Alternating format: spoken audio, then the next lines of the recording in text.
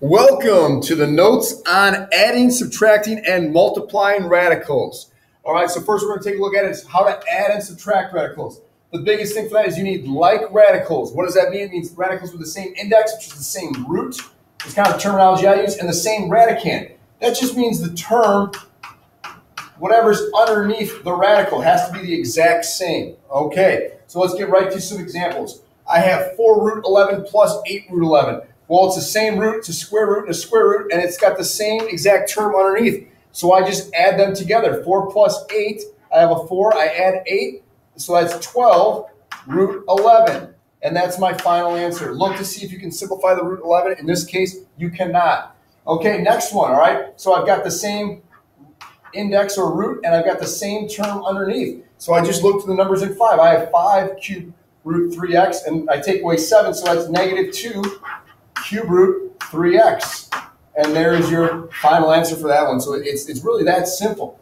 Okay, let's take a look at one more. All right, I've got the same term underneath the radical, but oh wait, this has got a cube, this one doesn't. I can't combine them, so my final answer would just be those rewritten. 4 cube root 5. Cannot combine those because they are not like radicals, so we cannot combine them. There you go. Okay, so they do get a little bit more challenging. Let's take a look at these. Okay, before we can add or subtract, you can see they don't have any like terms, but we want to make sure if we can simplify them, all right? So root 20 breaks down into root 4 and root 5. Well, root 4 becomes 2. So this becomes 2 root 5, all right, plus, all right, 2 root 45. Well, I've got the 2, and now I got to break down this root 45 here. All right, well, that breaks down into root 9 root 5. Well, root 9 becomes 3. So when I redo this, I've got plus, I bring down the 2, and that's times my 3 root 5.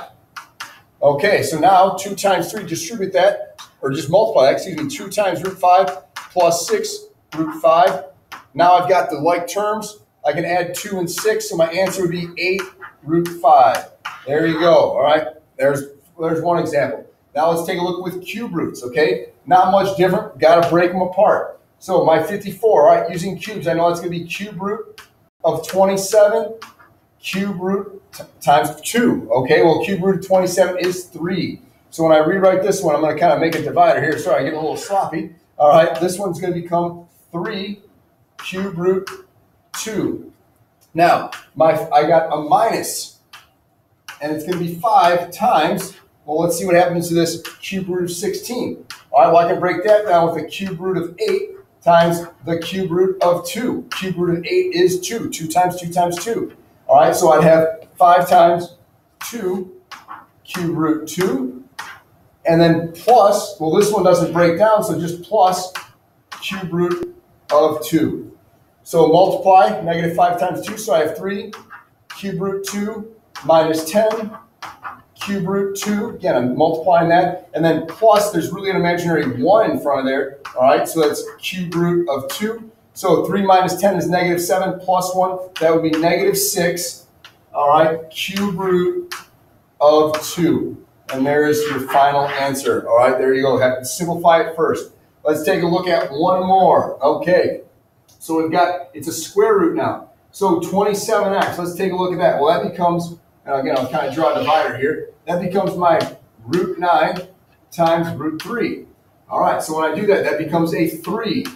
All right, so when I rewrite this, I have 3. I'll leave some space to see if any x's come out. I've got the root 3 underneath. Now, it's a square root, and I only have an x to the first, so 2 does not go into 1, so that has to stay underneath the radical. And here I've got minus 2 times 9x.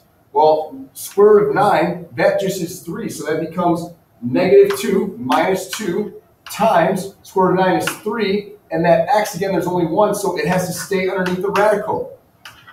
And then that's going to be plus, what does 72x become? Well, I know that I can't take out the x, because I don't have enough to take out an x. Well, 72, use your factors that are perfect squares, start with the biggest and work down. It would end up being root 36 times root 2. Root 36 is 6, so it's plus, and again, that x cannot come out, so it's plus 6 root 2x.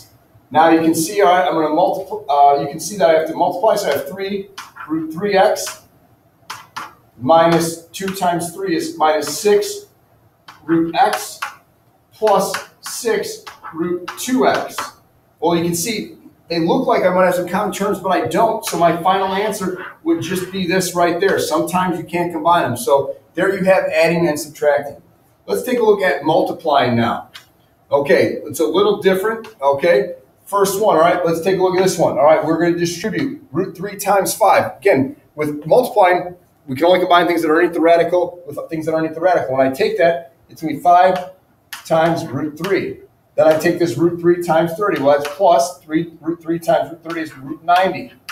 Not done. Got to see if I can break either of these down. The 90 does break down into root 9, root 10, which becomes 3 root 10. So I'm going to end up with 5 root 3 plus 3 root 10. I can't combine those. There's my final answer. Okay, next example. All right, kind of the distributive property. All right, I like to rewrite it. I like to take my root 5, and I like to multiply that by my root 7 plus 1. And then I take my minus root 6, and I multiply that by, again, my root 7 plus 1. We've done the distributive property before. Everything in the first has to get multiplied, everything in the second. At this point, it comes to simple distributive property. Root 5 times root 7 is root 35. Root 5 times 1 is just 1 root 5, or just root 5. Minus 6 times minus 7 is minus root 42. And minus 6 times positive 1 is minus root 6. Now we have to check. Can we simplify any of these? Root 35 doesn't break down. Root 5 doesn't. Root negative 42 doesn't. And square root negative 6 does not. Or negative square root 6. So that is my final answer. Look to combine. Sometimes you can, sometimes you can't. So we're going to use those same skills that we use for adding and subtracting. Okay, this last two. Again, I'm going to kind of rewrite it for you. I got my 7 root x.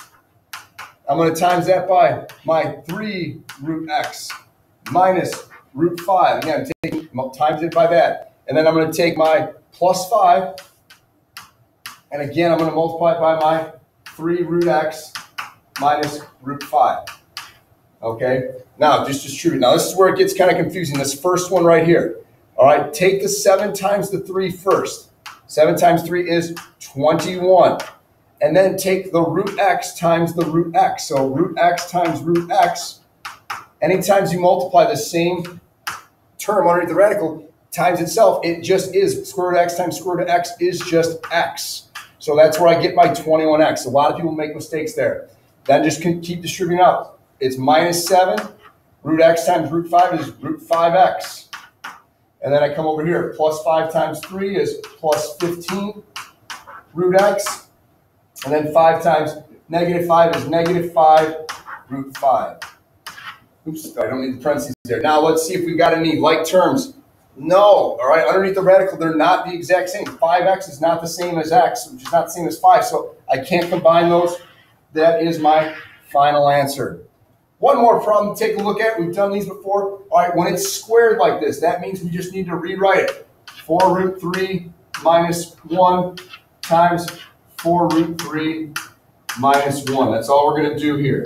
Okay, now again, rewrite. I got my 4 root 3. I'm going to kind of put a little divider here. I got my 4 root 3 from right here. I'm going to times that by my second term of 4 root 3 minus 1. And then I'm going to take the minus 1. Again, these come from here and here.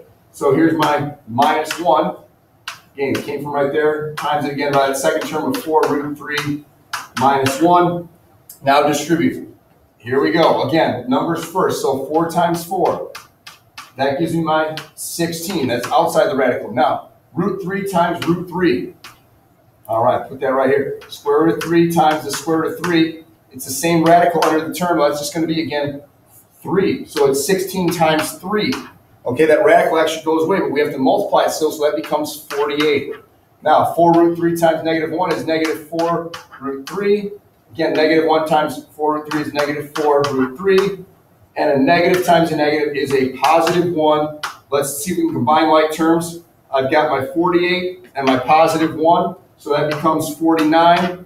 And then these two right here, minus to minus, become minus 8 root 3. And there's how you have multiplying and radicals while adding and subtracting.